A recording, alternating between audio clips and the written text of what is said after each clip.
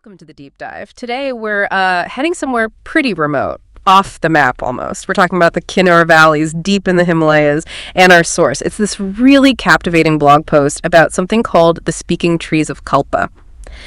Our goal here is to explore this really strange and intriguing link between nature and human experience. It's a bit mysterious. We've got whispers on the wind, a pretty chilling warning, and maybe most importantly, this completely inexplicable rescue. It might make you rethink things.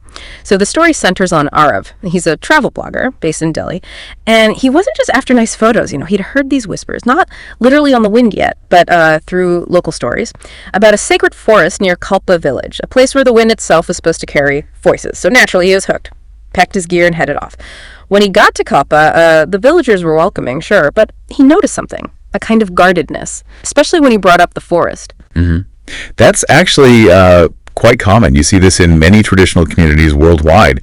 Certain places, old forests, mountains, they aren't just scenery. They're seen as, powerful, maybe even sentient. So it wasn't just secrecy for secrecy's sake? Not usually, no. It often comes from a deep respect, a need to protect something they feel holds immense significance. It's tied into generations of folklore, their whole way of understanding the world. Right.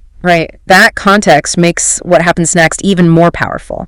There's this moment with an old woman. Arav described her eyes as holding centuries of wisdom, and she gives him this very stark warning. She says, "Deodar kiped bolte hain." The trees speak. Exactly. The trees speak. But, she adds, only to those who truly listen. And not everyone comes back the same. Wow. That's quite something to be told. You'd think it might put him off, wouldn't you? Yeah.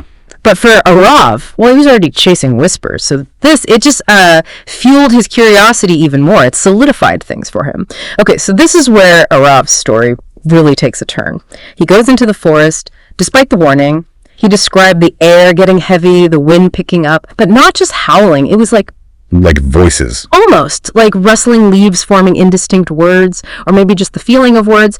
He felt this undeniable presence, communication beyond just sound, The deeper level of interaction, maybe. Exactly. And then, the ground just starts to crumble under him. Yeah. Suddenly, a landslide, violent, threatening to just sweep him away. Right, when he's deep in this supposedly sacred communicative space. Yeah, but as it's happening, this huge, ancient deodar tree nearby starts creaking, groaning, and then it falls with this massive roar. But here's the thing, it didn't just fall randomly.